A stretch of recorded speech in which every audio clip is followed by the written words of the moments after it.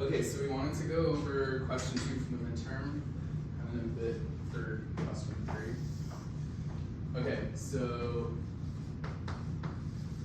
midterm question 2, I think that said something like this, like let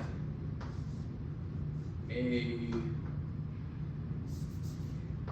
0 less than a less than b,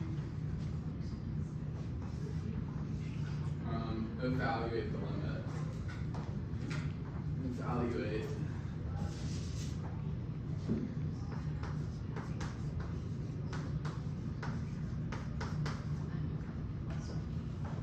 this limit. That was a to the n plus 1 plus b to the n plus 1 over a to the n plus b to the n. Is that the question?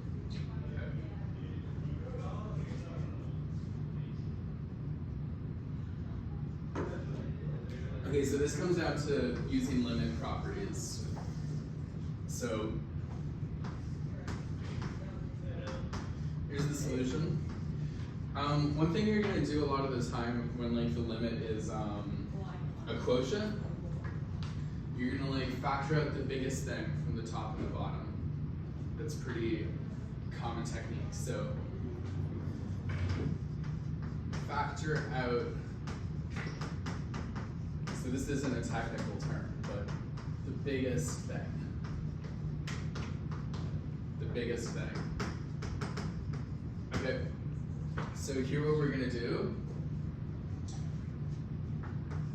are a to the n plus 1 plus b to the n plus 1 over a to the n plus b to the n.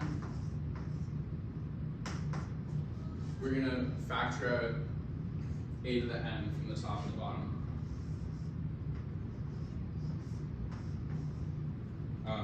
Sorry, b to the n.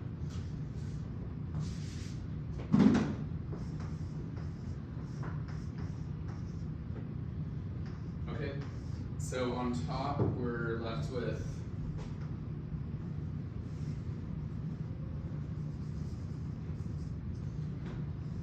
a to the n plus 1 over b to the n plus 1, so that's factoring, or plus b, that's factoring a to the n out from the top. And on the bottom, we get a to the n divided by b to the n plus 1. Does that make sense? Okay. So obviously we get a cancellation here.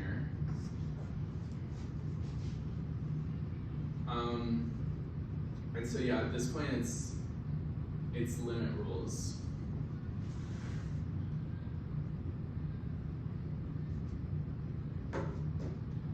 Okay. So we're gonna look at the top and the bottom. So in the numerator, we see that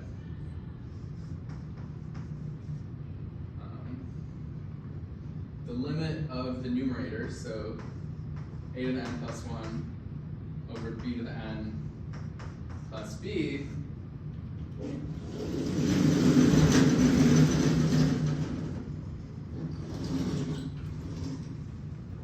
I'm going to continue over here.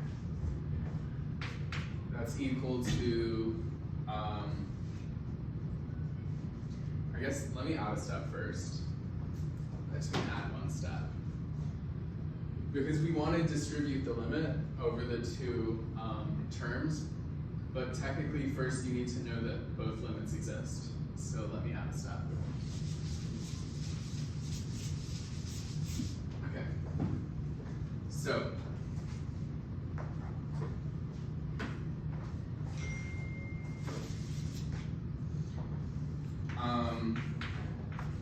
okay, the limit of a to the n plus 1 divided by b to the n, well Well, that's equal to, we can take out a common factor, that's just a limit rule. So a times the limit of a over b to the n. And then this limit ends up equaling 0 because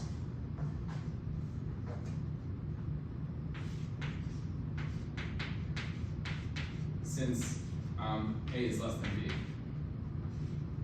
or in particular since the absolute value of a is less than the absolute value of b. Okay, so that's like a general thing.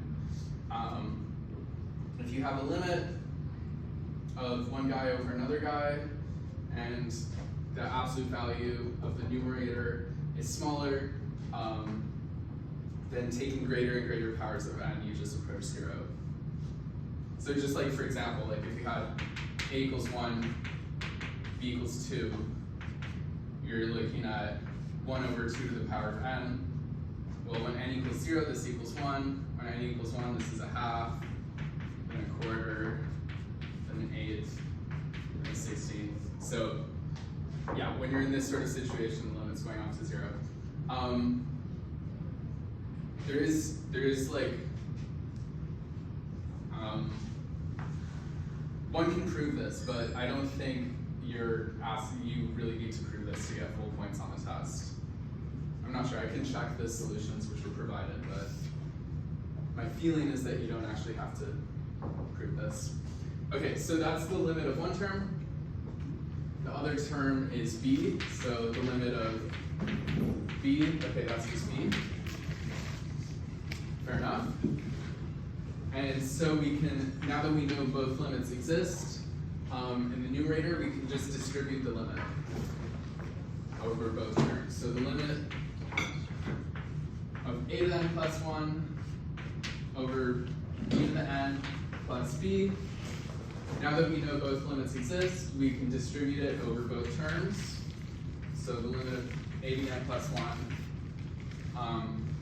over b to the n plus the limit of b. And so here we just saw that, so this guy equals 0. So it equals 0 plus b, and that's equal to b. Okay, so that's the limit of the numerator. And now let's look at the limit of the denominator. It's going to look basically the same. So for the denominator, let's start by looking at the two terms. So limit of a over b to the n. So as we just saw that this equals 0. Limit of 1, that's equal to 1. Now that we know both limits exist, we can distribute over addition. So the limit of a over b to the n plus 1, that's the limit of a over b to the n plus the limit of 1,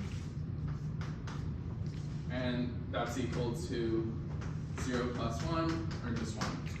Okay, so we know the limit of the numerator, we know the limit of the denominator, and therefore we can just distribute over the quotient. So the limit of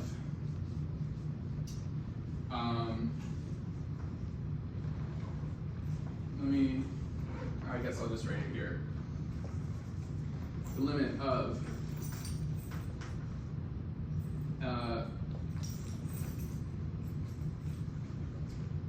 a to the n plus 1 over b to the n plus b divided by a over b to the n plus 1.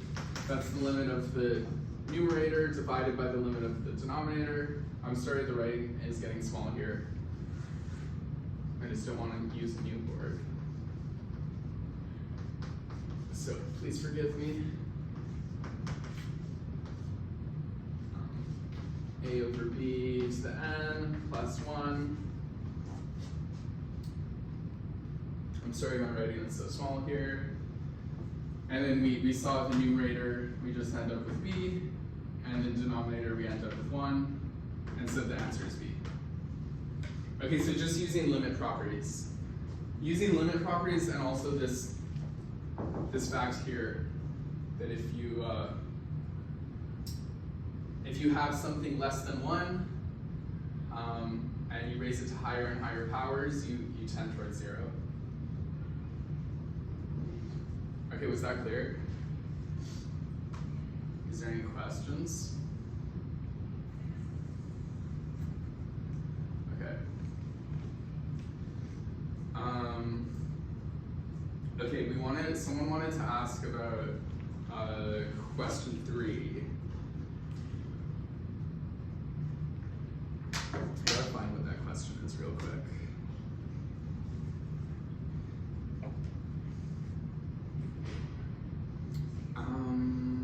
Where can I find this? On Outlook. I just don't remember the question, that's why I gotta look it up.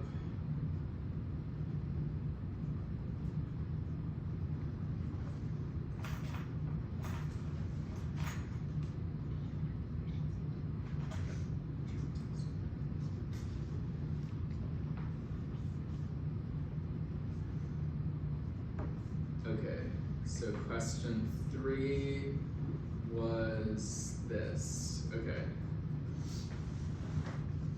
Where should I write this? Let's go here.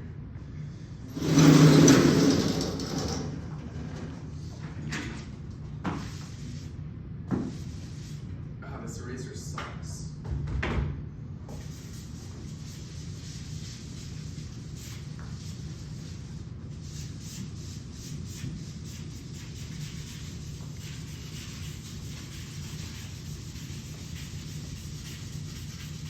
So, question 3 was, let x1 equal 1, and x of n plus 1 equal the square root of 2 plus xn when n is greater or equal to 1. And said, so show the limit exists,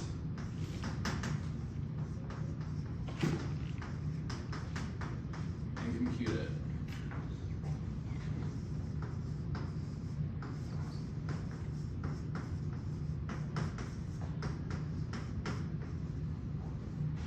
Okay.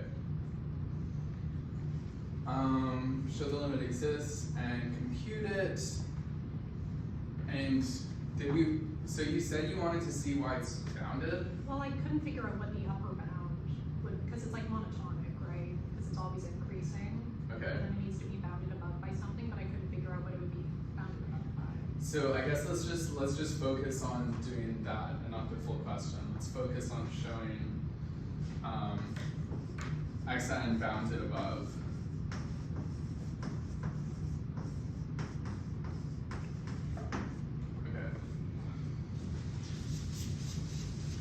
Now the eraser's working better. Maybe it's because I hit it. Okay. I'm sorry. Poor eraser. Okay. So we want to show it's bounded above. What I always like to do with these recursively defined sequences, I like to just start by writing out a few terms. So like the first term is, wait. It's 1, eh? Let me check something real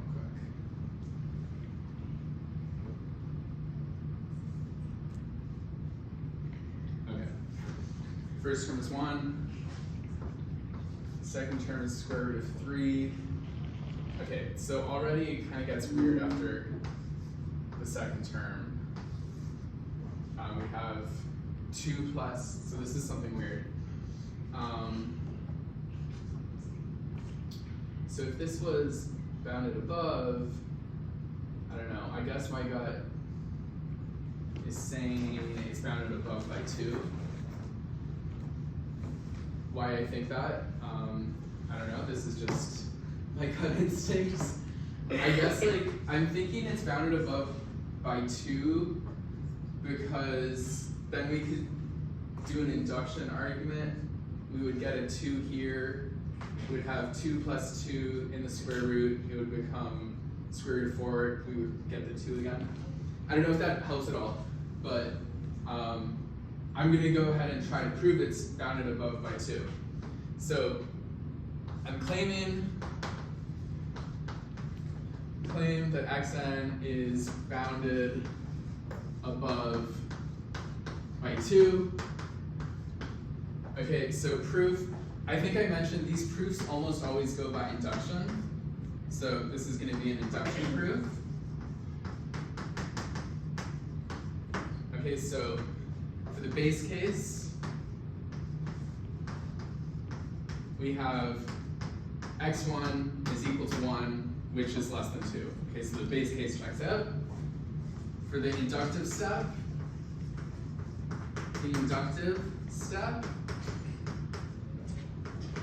we have xn plus 1. Let's write it in terms of 2 plus xn. Now we're going to use the inductive hypothesis. So by the inductive hypothesis, this is less than or equal to, so just, we know this is less than or equal to 2. We know that. So 2 plus 2, just substituting in a 2 here. And then the square root of 2 plus 2, well, that's just 2, and then we're done. Okay, so that's how you would show it's bounded above. So that's the proof for it being bounded above. Did we want to go over like the full thing? Yeah. But is there a better way to just, outside of kind of just intuition, to pick 2? Right, I guess like, so I kind of was explaining this, like, I probably didn't explain this so well. But on a midterm, you're being given a question which you should realistically be able to solve, okay? I know it sounds a bit crazy, but so there should be like, you should expect some kind of nice cancellation when you're trying to prove something. So like I said, like when I looked at this, I'm looking at the square root of 2 plus something. And I'm thinking to myself, like, what would make this easy to solve inductively? And I guess I just think to myself, like, well, if the inductive hypothesis was that this was like 2, we would get a nice cancellation like we see there. So I guess that's not like the best explanation. If you're allowed a calculator on the test, I'm not sure if you are. It's not in the syllabus we weren't. So no calculator on the test. Okay, well, if you were, you could, a safe bet would be to write out a few terms and then see what that's converging to, and then try to use that as your upper bound. Okay, what's your question? Say you didn't know the limit was 2, say you just knew it was approaching something, and you found an upper bound, not the greatest upper bound, but like a bound, would proving that still be considered showing that it's bounded? Like say you showed that it was bounded by square root of 3, like that's just showing that there is an upper bound, would that still suffice? Yeah, that's so valid. That's 100% valid. So to use the monotone convergence theorem, you just need to show that it's monotone, meaning either increasing or decreasing, and that it's bounded. And it doesn't matter which upper bound you demonstrate, it can be any upper bound, and that's enough to invoke.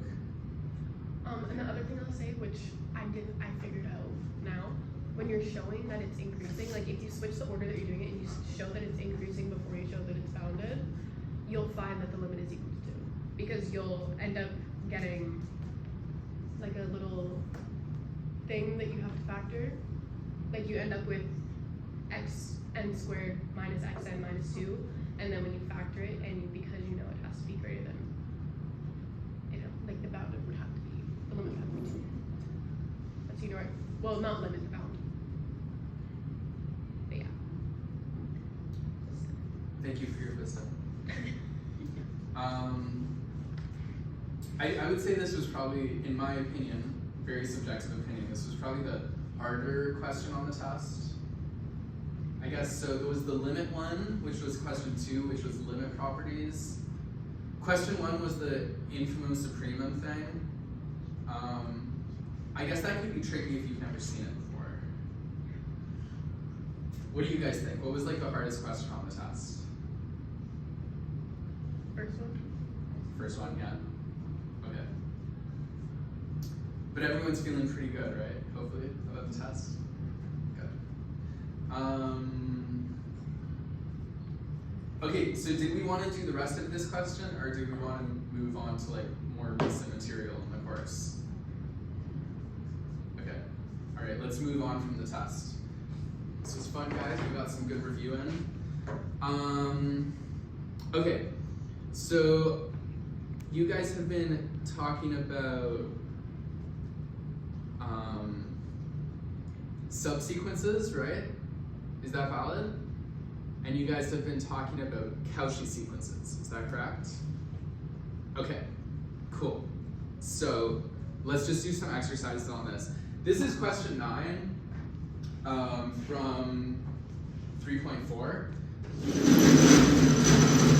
It's kind of a tricky one in that, I don't know, I guess it's just tricky logically speaking.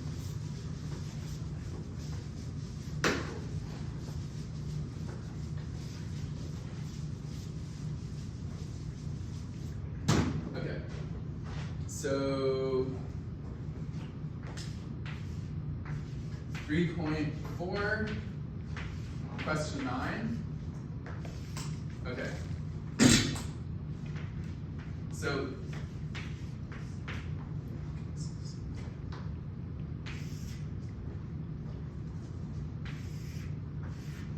says let xn be a sequence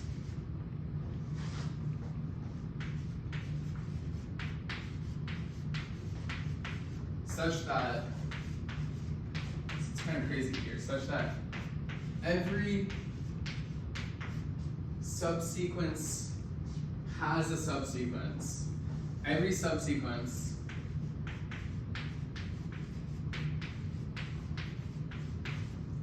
has a subsequence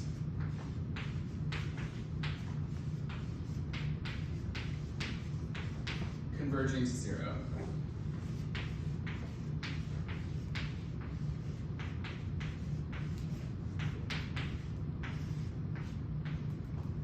And then show that the sequence itself converges to 0.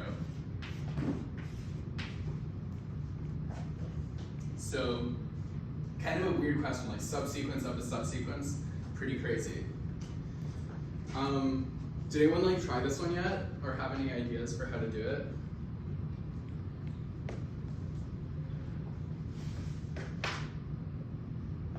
I guess, so my logic was like looking at this, what we do know, if a sequence converges to something, every subsequence converges to that same thing. But the opposite is not true. If a subsequence converges to something, that doesn't mean that the full limit converges to that. So that kind of gave me the intuition, like a direct proof won't really work because a condition on a subsequence is not exactly like strong enough to conclude something about the full sequence. Again, this is just some general philosophizing about like my intuition going into this. So I guess what I'm trying to say, if a question asks you to derive a property of the full sequence from a property of subsequences, you're probably going to do like a proof by contradiction. So that was my intuition. And so that's exactly what I did. So here's my solution. It's a proof by contradiction. So assume for contradiction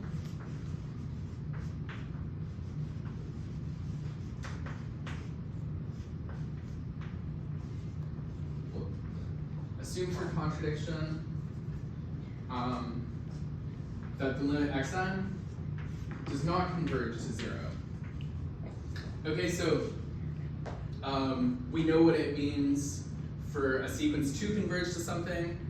We just kind of flip the whole definition of convergence to get what this means. So this means, so if it does converge to something, we know something for every epsilon. If it doesn't converge to something, that means there exists epsilon greater than 0, such that, and then, okay, so if it does converge, we would find there exists some n. It doesn't converge, so that means such that for any n, so just go down the line.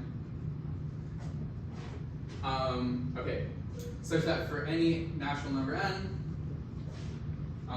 there exists a natural number greater than n with, okay, so if it did exist, we would have the difference being less than epsilon, but it doesn't exist, so the difference is greater or equal to epsilon. Okay, so this first step is just writing the definition of a sequence not converging to 0. Okay.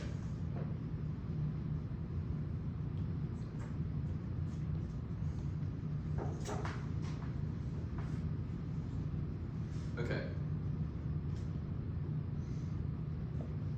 And let me change my notation a bit.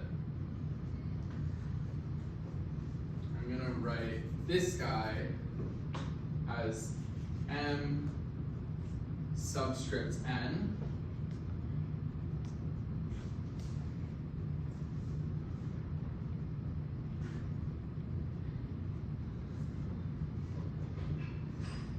Yeah, I'm gonna write that as m subscript n. Okay. All right.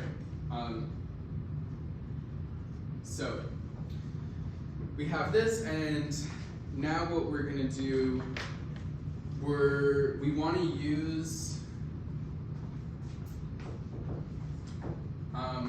use the assumption that every subsequence has a subsequence converging to 0. So we're going to show that, so xn is a subsequence of itself. So we're just going to show, we're going to use this contradiction to construct a subsequence of xn which does not converge to 0, and that will be our contradiction. It's going to come down to using this mn guy here. Okay, so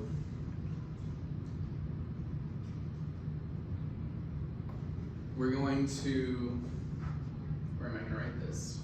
I'll start here. So we're going to say, let n naught equal m naught. So this is inductively defined. And for I greater than 0,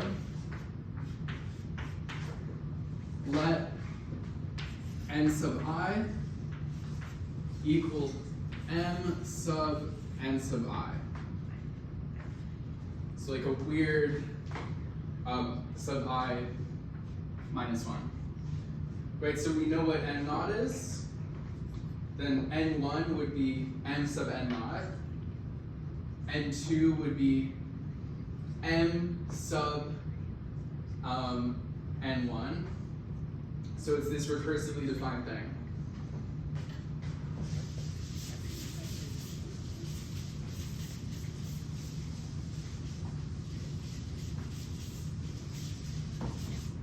But what matters is that all of these guys are satisfying this condition here. So the claim is that this subsequence, x sub ni, does not converge to 0. And the proof, again, this might be confusing and take like, it's one of those things like, you just gotta think about it like really hard and a little bit, see what's going on, like parse all this logic here. But you'll see that the way we constructed these guys, all of them have x of ni minus 0 greater or equal to epsilon. Okay, just because of how we constructed that. So all of these guys are at least epsilon away from 0, and so they can't converge to 0. So that's like the proof of this mini claim here. So x of ni is a subsequence of the subsequence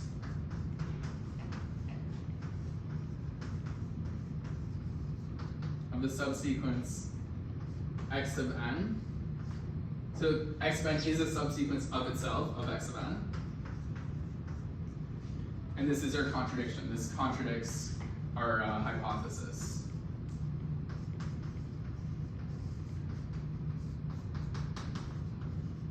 And concludes the full proof.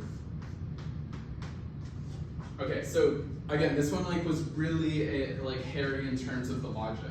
But if you can parse the logic of what's going on here, then you're a good analyst.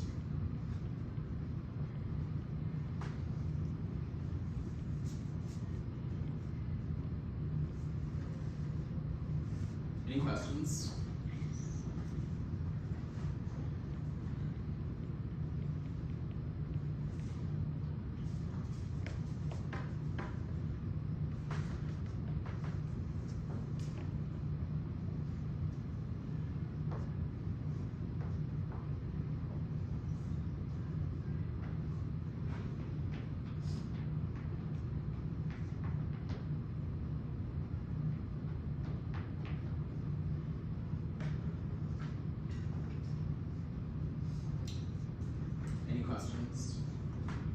Questions? Yeah, this one's pretty weird. Okay. So that was question 9. 3.5. Oh, that one's fun. Okay. Okay. I think we'll do an example of showing a sequence is Cauchy directly from the definition, showing a sequence is not Cauchy directly from the definition, and then hopefully we can get a contractive sequence question in. So let's do that.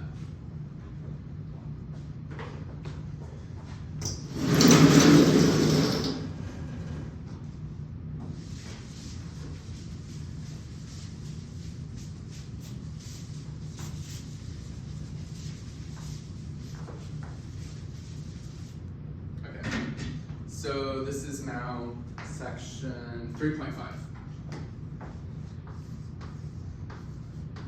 So 3.5, question 2. Okay, we'll do question 2a. Show that the sequence n over n plus 1 is Cauchy directly from the definition.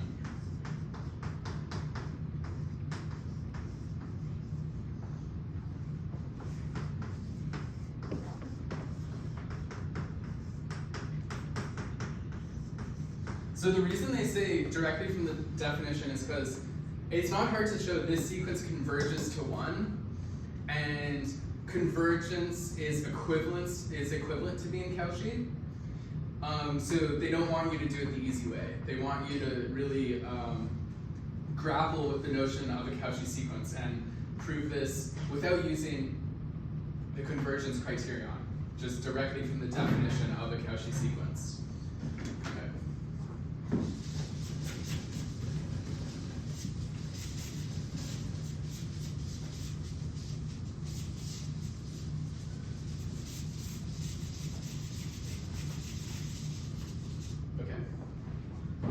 So, all right. The definition of a Cauchy sequence is an epsilon definition. So what's the first thing we should write here? Very first thing we should write.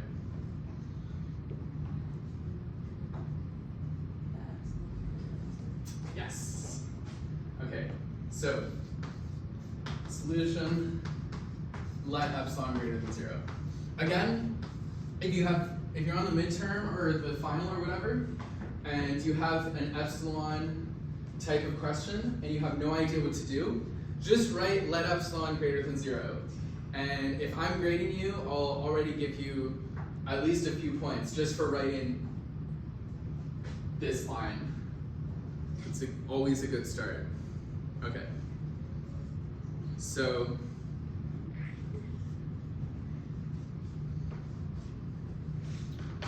let's go ahead and so this is looking at the definition of a Cauchy sequence.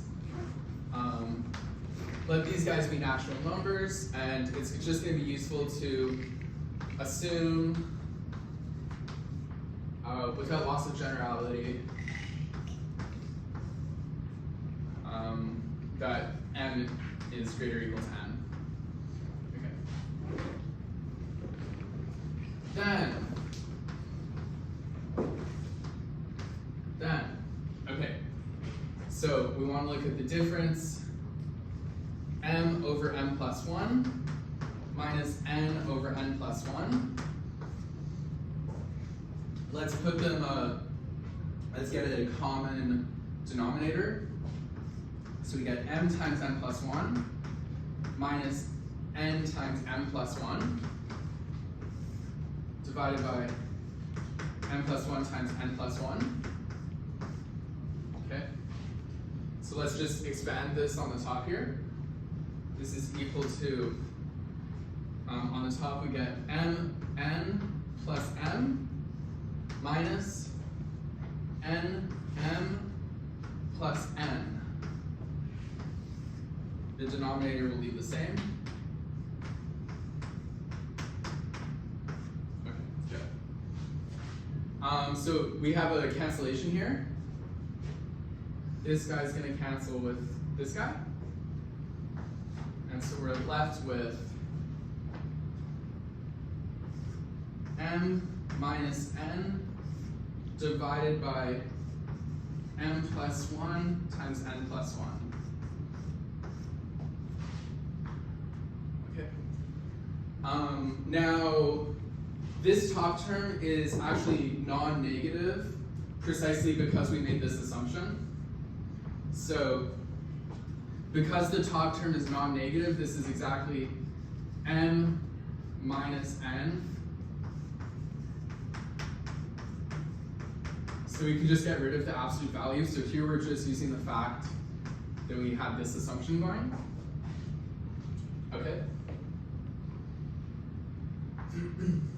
And, okay. Again, so m is greater than n. So at the expense of introducing an inequality, we can just get rid of this n.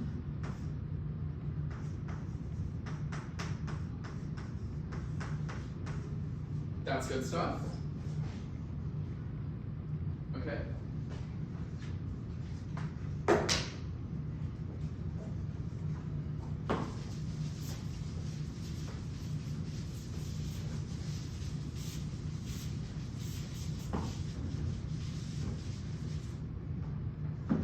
Okay, let's continue on here. Let's write this as m over n plus 1 times 1 over n plus 1. Good? Okay. This term here is less than 1. So this becomes less than 1 times 1 over n plus 1, or just equal to 1 over n plus 1. And what we want, we don't have this yet, but what we want is for this to be less than epsilon. Okay, so keep that in mind. So now we just need to focus on this inequality.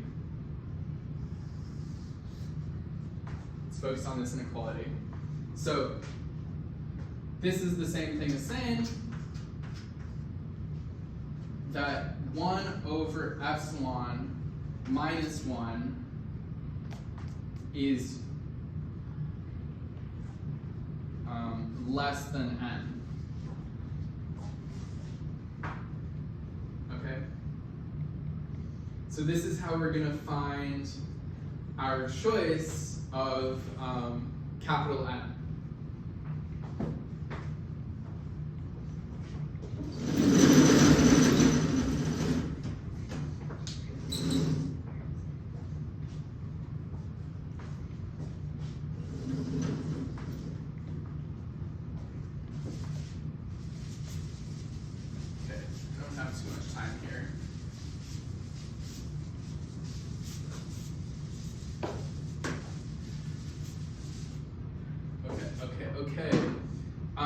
So, all right, we want to find an n satisfying this. So remember this whole, let's do it again. This is my favorite thing. Okay, so someone name a number. Any number. Okay, 3 is bigger than 2. Someone name another number. 4. 5 is bigger than 4. Okay, someone name one more number. It can be any number, it doesn't have to be a whole number. 347.2. 348 is bigger than 347.2. So this is the Archimedean property. If you give me any number, there is a whole number greater than that. Okay, so that's what we're going to use here. So by the, okay, I always mess up writing this. Archimedean,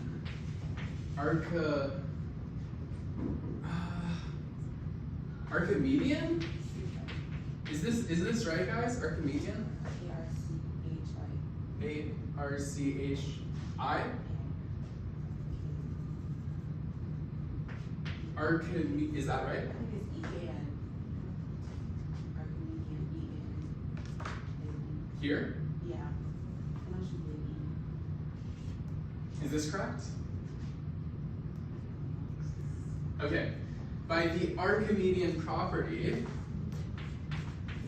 okay, so plus epsilon bonus marks to you, but epsilon is very small. By the Archimedean property, there exists a natural number n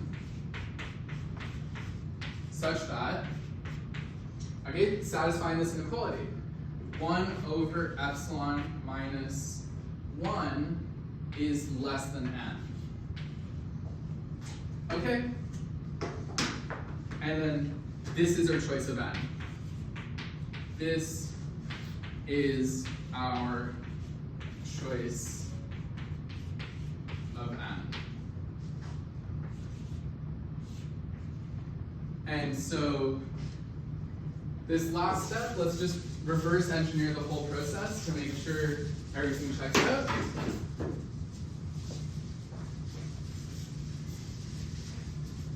Okay, so we have this fixed epsilon greater than 0. We're gonna let n, m be greater or equal to n, be greater or equal to n. Then, so we're looking at the difference m over n plus 1 minus n over n plus 1. As we just saw, this is less than or equal to 1 over n plus 1. This is then less than or equal to 1 over capital N plus 1, which is then less than epsilon. And that completes the curve.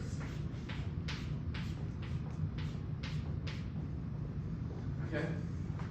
So, Archimedean property, guys. I feel like so many things named after the ancient Greeks, it's like, I'm like, duh. Did you really need to name that after someone? Like, are you serious? I already knew that. Why isn't it the THF property? If you guys cite it as the THF property on the test, well, you know what, I'm not gonna give you bad advice. If I'm grading it, I'd give you like 1 million extra bonus marks, but I might not be grading it. And also I'm lying. Okay. It's the Archimedean property. Okay, I have you for 5 more minutes, and I'm going to capitalize on that time. I want to do a contractive sequence question. These, okay, I don't know what's going to be on your future assignments, test, whatever, but professors love putting this type of question. Okay, so just so you know, professors like love this stuff. Let me do it super fast here.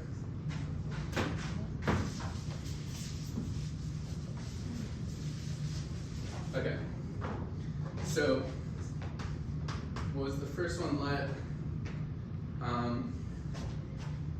Let y1 be less than y2, and then we're going to let y sub n plus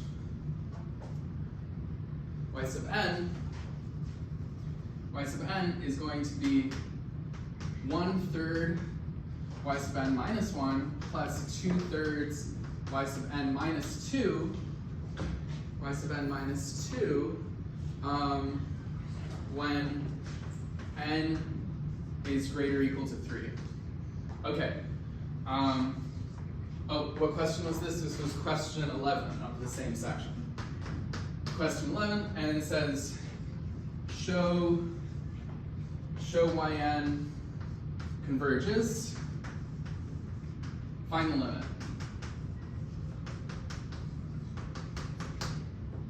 Okay, so I'm just going to show it converges real quick. We're not going to be able to find the limit because we don't have much time. But to show that it converges, we're going to look at, let's do this super fast times. So,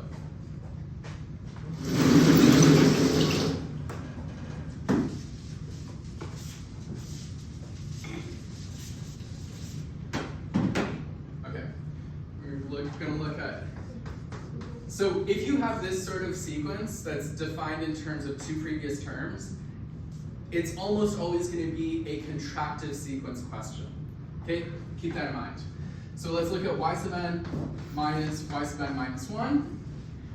This is equal to, so apply the definition of y sub n, you get 1/3 y sub n plus 2/3 y sub n minus 2. And then still, we're gonna, so this is just for the first guy, and we're gonna keep the last guy steady. Okay, and then we have our cancellation here. So this guy and this guy, it becomes, y sub n minus 1 here. Yeah, okay. So this guy and that guy, that becomes minus 2/3 y sub n minus 1. Plus 2/3 y sub n minus 2. And this is equal to 2/3 outside of y sub n minus 2 minus y sub n minus 1. Okay, so y sub n is contractive. Okay, so contractive just means you have this sort of inequality with a constant here that's between 0 and 1. And that implies convergent. Okay, so make sure to review the definition of contractive. Again, when you have a sequence defined in terms of 2 previous terms, this is almost always going to be a contractive sequence question. So you just need to show the difference is scaled by something less than 1. That's all.